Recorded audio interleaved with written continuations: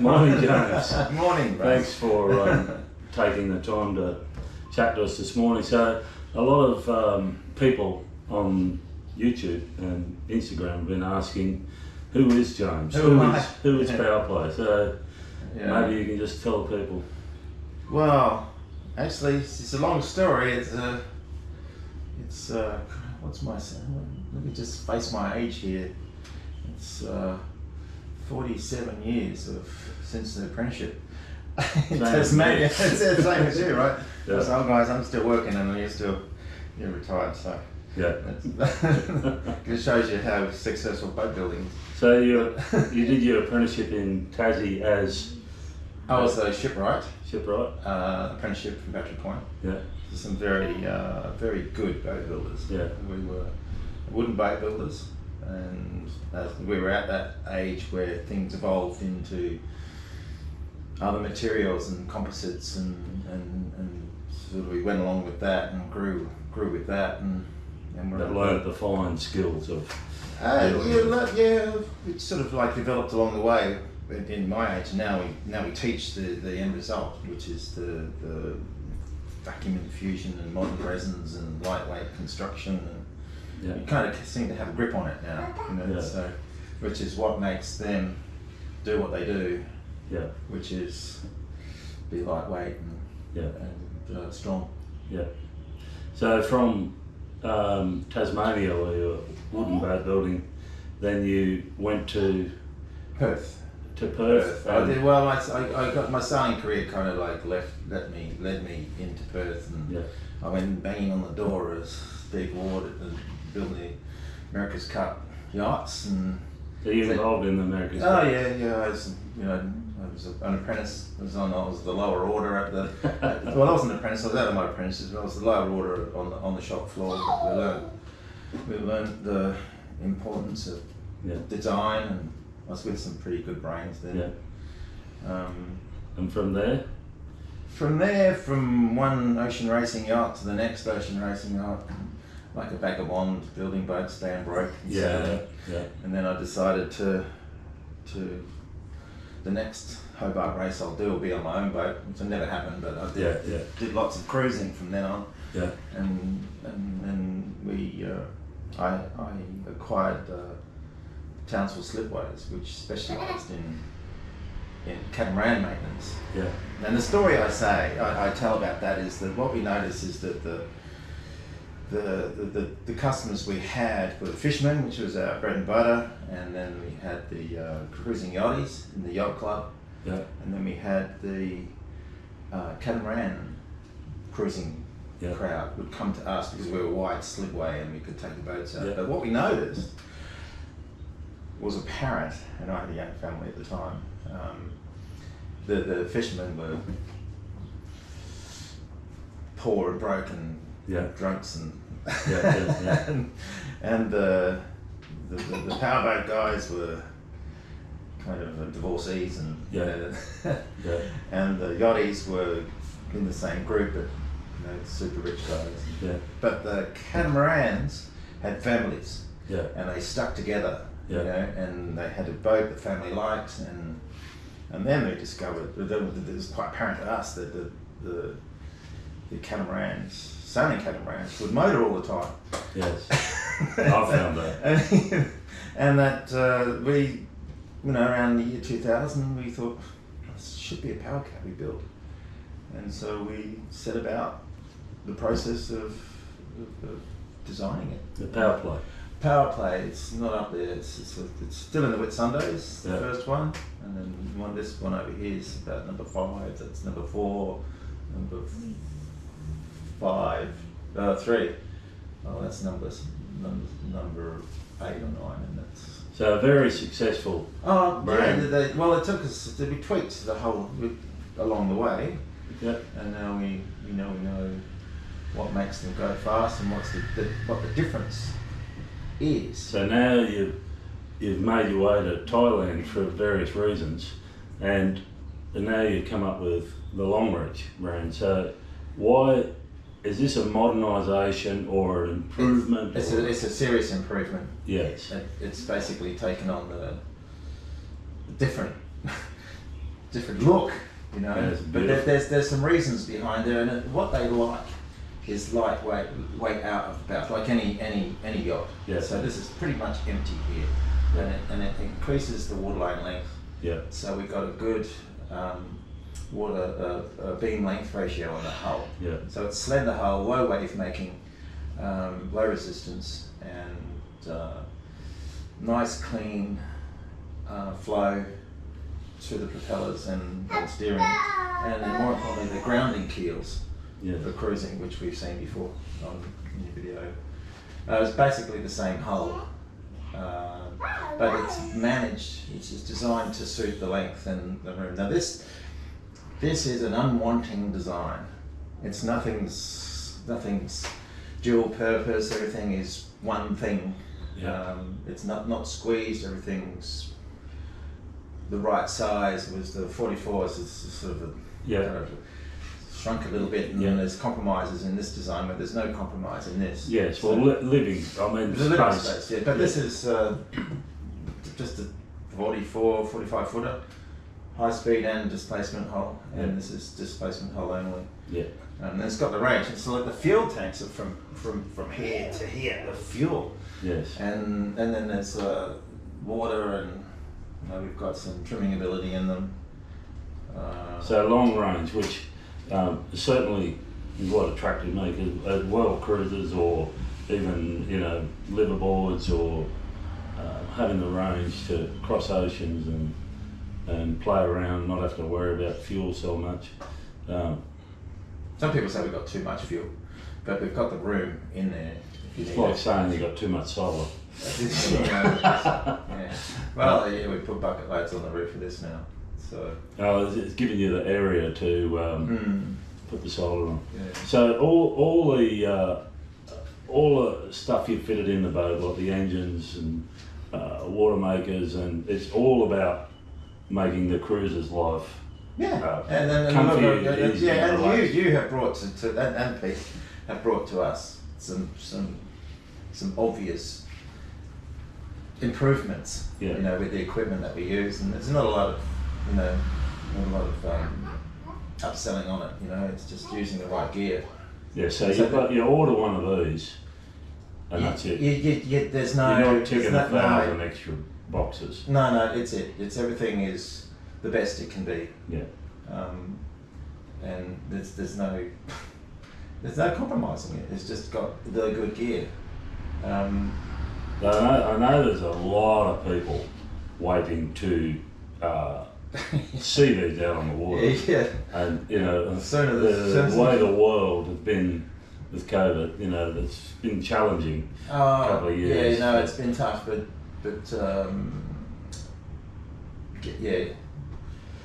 logistics of getting stuff has been a real hard time. It's improving. Before we could get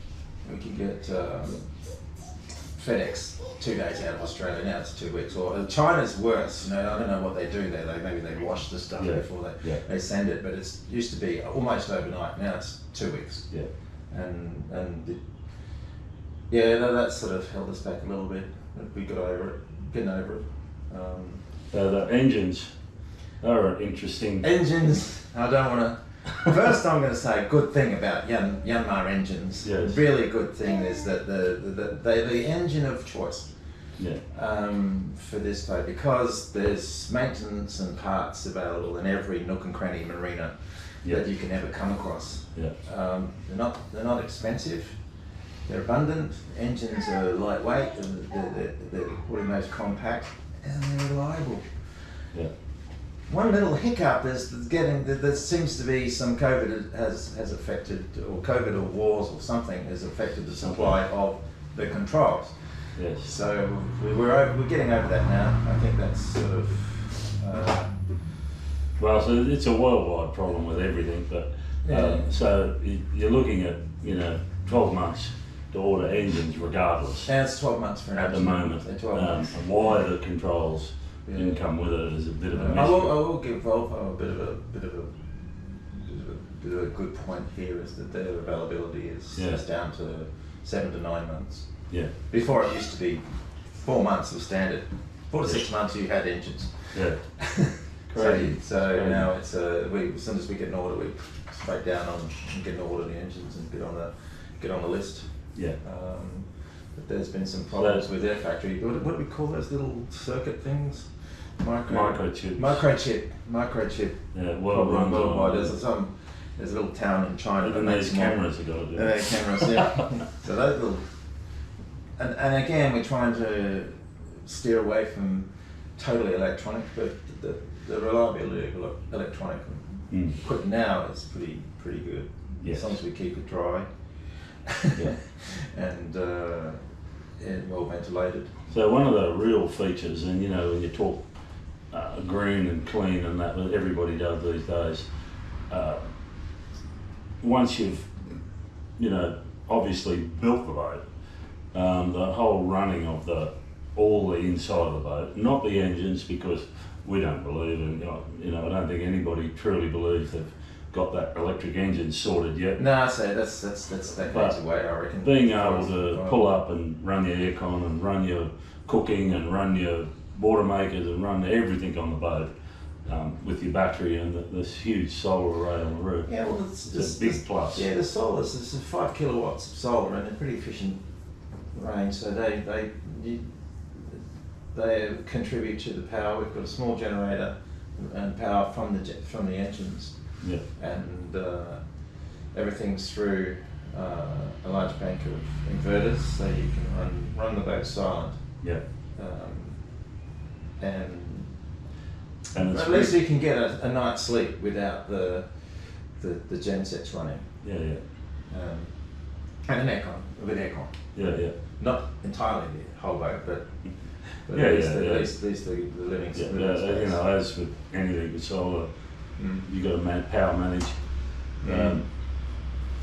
Yeah, well, the idea is to get fully independent power to the boat. And this is multi-voltage too, the way mine's rigged up with the... Yeah, that allows you to cruise. The Caribbean's the worst, where you can go from 50 hertz, 60 hertz, 210, 110. Yeah. And you just put a shore power in and it'll convert it through the whisper power Q. Yeah. And it'll take any voltage. That's really smart. Yeah. Piece of gear. Okay. Plus, there's lots of things that it's got in it. We have this huge platform on the back, which... Well, we're going to have the platform beach club area, right? Yeah. So, which is just adds to the room on the boat. Adds to the room of the boat and the character of the boat. We've got a nice entertaining deck aft in the cockpit, and we have an entertaining lounge in the foredeck. Access up to the flybridge into the Portuguese bridge. It's all new from power play. Yes. That style. And when we're in it, it just feels so secure. So it's been easy access. The two of us cruise, so we've got really easy access for anchoring or mooring or docking. We've got dock mode. There's a big thing for us: mooring, anchoring, docking. Yeah, fueling up. It's always challenging. Plus the dock mode, the joystick control with the engines are integrated with the bow thrusters, basically dancers and super manoeuvrable as well. There's not a lot more things you can put on this boat. I'm struggling to find something. I haven't seen a flagpole yet. I'm sure there will be a flagpole there. 3 flags, for the flagpole with 3 flags: home port, visiting port, and quarantine. Yeah. Looking forward to for everybody. It's soon. It's soon. You're not asking for a date, but the engine controls are on the way. Yeah. Next week, it's going to be in the water, and then you're going to see plenty of shots and stats on how it all goes. And very comfortable with how the performance goes, and they've got the data from these. They're mind-blowingly. So some of them are unbelievable what they can. When we publish them, people don't believe it, but it's true. Yeah, it's true. And you've got the stats of these boats and same hull. Well, it's same hull, just a little bit of massaging it to the style. But now this is just under 18 metres, so it's an 18 metre berth, and this is the size control. Can be a couple. A couple can operate and run this boat without any problem. The docking, the living, running it. So the thing that sold it to me is there's plenty of people out there claiming all sorts of figures, but this is not a new designed hull that you've dreamt up. No, it's this is proven technology. I read, there's a blog out, I forgot the name of the boat now, but it's a Malcolm Tennant hull, yeah, sure. power cat, and they cruised all over the world, and they kept figures on all different scenarios. So, and it aligns with what you're saying with your power play. You know, it's not new stuff. It's proven. I sat with Malcolm one day and I said, "Hey, I've stolen your design." I said, "Oh, let's steal it." I said, "I'm using your concept." He said, "Oh, great, that's good to hear." Yeah, it's very simple. It's just it's a low surface area. It's parallel, semicircular underneath, and you've got to have enough displacement to hold the boat up. Yeah. Pointy bow and canter over the stern to stop your prop from ventilating and horizontal prop, as near as horizontal as you can get it. This is quite amazing. I know a lot of people I talk to, they can't achieve that angle. Well, first time ever we're using the Python drive. Yeah. Which allows, it's a thrust bearing, takes the vibration out. Oh, there we go. We've got another topic is the war on sound and vibration, and then the first part is Python drive with thrust bearing, so that the vibration from the propeller doesn't transmit and interfere with the engine vibration, which is what you get throughout the boat, causing noise. Second is the underwater exhaust, with a above water idle bypass, so the engine's idling, it's not causing any back pressure. Yeah. And some really good soundproofing. And the engine room is not tight. It's got lots of room. Huge. It's easy to maintain. The gear, engine can fit straight through the deck hatch. Yeah. There's no connection between living space and the engine room. And I think this will be the quietest boat that we've built. I don't know what else we can do to keep it quiet. I was watching a video last night on a super yacht builder, and they've got the same setup that you were talking about. So I think you're right there. Without going to extremes, you still got to be able to buy the boat, haven't you? So you still got to buy the boat, but these things are great. I wasn't going to call it accessories. Great inclusions in the design. Yeah. And you do it from the beginning, and every one of them has, it's not IPS, but there's a displacement version of this one that has the thrust bearing. Yeah. And then we're allowed to do 3.75 degrees tilt on the shaft, which raises the engine up into a more serviceable area. So there's room around it, so you can get your starter motor off, or that your unlikely event that you'll take the starter motor off. But and the props are. The props, beautiful 5-blade manganese bronze propellers. Again, I don't know, they're delayed too because of the shortage of bronze around the world, but they've all been cast, and yours might be here. So I was told they were delivered yesterday, one set, and they are designed. They're built in Thailand, but the owner of the propeller factory is Pudal Nyonka, and he's trained in Devonport, Maritime College. Thai guy with an Australian accent, and beautifully machined.